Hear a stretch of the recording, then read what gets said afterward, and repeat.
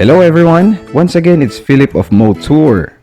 Sa mga hindi pa napapanood ang pilot episode ng Libot Pilipinas Challenge, tinanggap ko ang hamon na mapuntahan ang 81 provinces of the Philippines on 2 wheels sa loob ng 3 taon. You can watch the full episode on the description below. At para mas mamonitor natin ang progress ng ating challenge, lalagyan natin ng Motour markers ang mga probinsyang napuntahan natin at lalagyan ng highlight ang nasa listahan. Exciting, di ba? Let's go!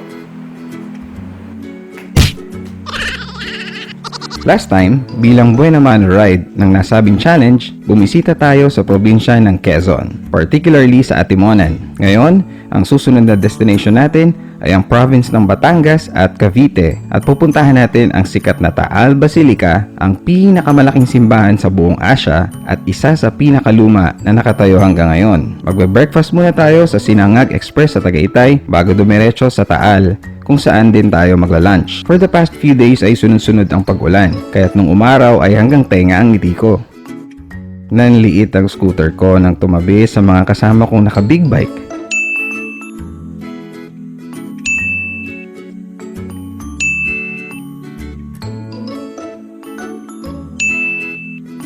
Kasama ko ang uncle ko at mga kaibigan niya na mahilig din magmotor. Tumigil kami saglit sa Talisay Market para mag-comfort break at konting selfie. Nakaramdam na kami ng gutom kaya't nag-decide na kaming pumunta sa Tagaytay for our breakfast. Dito kami dumaan sa Ligaya Drive or maaari ding tawaging Bitukang Manok for obvious reasons. Tingnan nyo.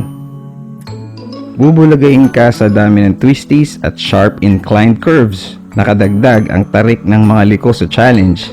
Kaya kung mahina-hina ang motor mo sa akyatan at baguhan ka, mabuti pa sa iba ka na lang dumaan. Kapag huminto ang sasakyan sa harap mo habang nasa matarik na parte at nakamotor ka, good luck sa pagbalanse mo. Sa wakas at darating din ang main road ng Tagaytay. Nung dumaan kami ay wala masyadong sasakyan, pero napansin ko na lumalala ang traffic dito habang tumatagal. Well, natural lang naman yan sa developing cities. At ito ang Sinangag Express. Madalas ko itong madaanan pero first time kong kakain dito.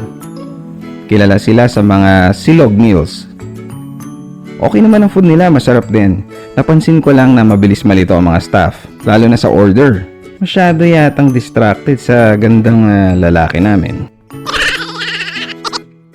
Meron pang group of riders din na nakasabay namin kumain at nagpa-picture sa amin.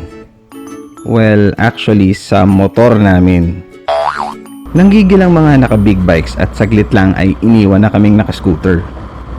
Napagkamalan pa namin na kasama namin yung lumiko sa isang kanto, which is ibang tao naman, kaya lalo kaming nahuli.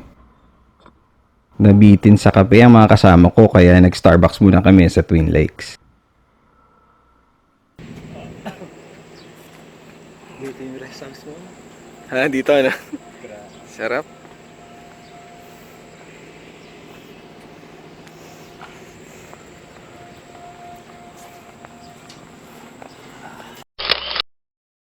At last, biyahe na papuntang Taal.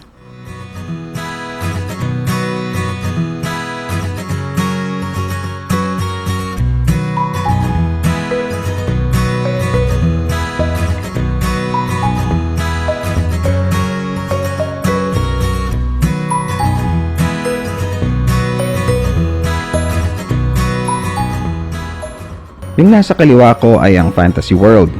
Supposedly, yan ay ang magiging Disneyland ng Pilipinas. Kaya lang hindi natapos ito dahil sa financial issues daw. Pero ngayon, pwede mo pa rin siyang pasyalan sa halagang 1,000 pesos for a group of maximum of 10 people. Kung mag-isa ka, 1,000 pesos pa din.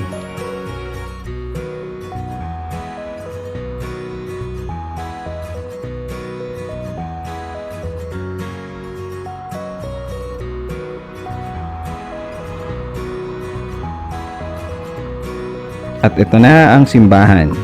First time kong makakapunta dito, kahit on 4 wheels.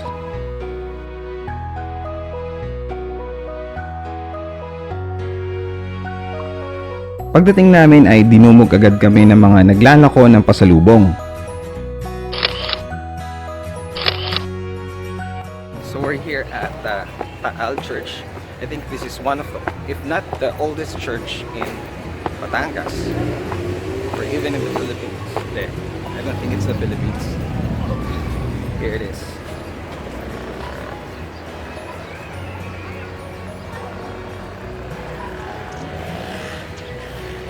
Pati pala yung Rizal College of Taal. This one.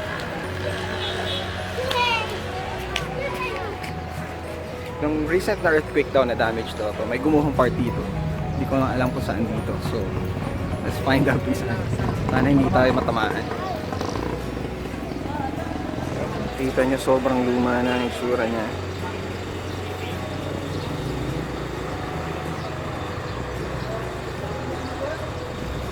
Pasok tayo. Ate, saan dito yung gumuho nung nag-earthquake? May gumuho daw na part? Saan po? Sa taas? Bago sir, bago bago. Bulaklak. Doon po sa taas? Yan ang bulaklak na yan. Ah! Ayan ho, bago na yan. Ibang kulay. Bulaklak. Yan ang iba ng kulay. Kakaibang ano. Ang kakaibang kulay. Ah, oo nga, no? Ibang kulay siya. May simento pa nga, may ano pa, oh.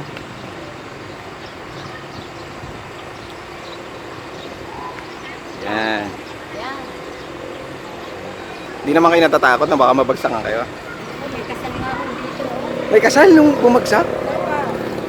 Buti walang tinamaan, ano? Hindi na nga ho natuloy. Hindi na ho natuloy? Bili ka ng pagkakas na.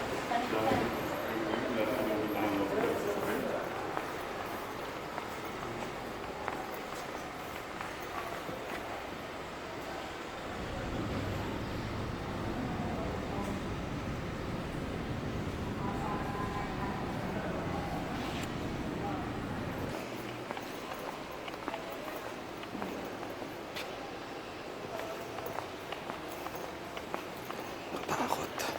Spooky.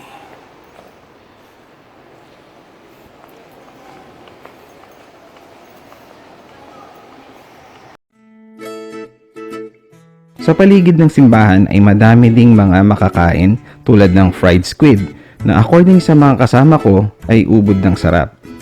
Hindi ko nga lang natikman to dahil allergic ako. Nag-lunch kami sa Taal Bistro Restaurant at kumain ng maraming tawilis at chapsuy.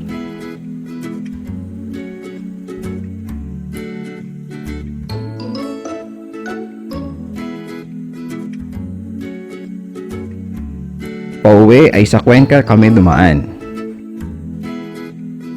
Merong shortcut kaming dinaanan na akala mo ay papuntang gubat.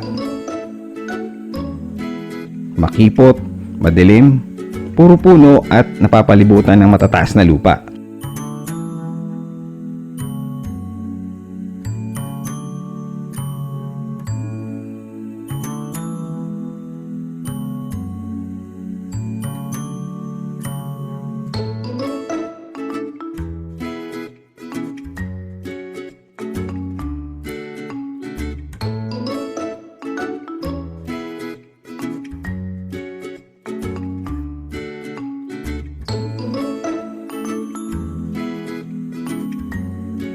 At dahil makipot nga ang kalsada, kapag may makasalubong ka na sasakyan, ayan.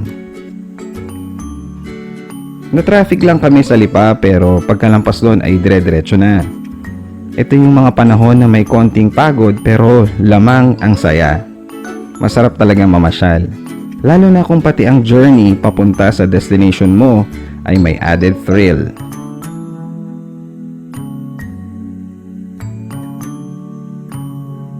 Home at last. It's time to update our Libot Pilipinas Challenge. Alam kong marami pang magagandang lugar na pwedeng mapuntahan sa mga probinsyang ito. Huwag kayong mag-alala, may chance tayo para puntahan yung iba dun. Pero sa ngayon, officially napuntahan na natin ang Cavite at Batangas on 2 wheels.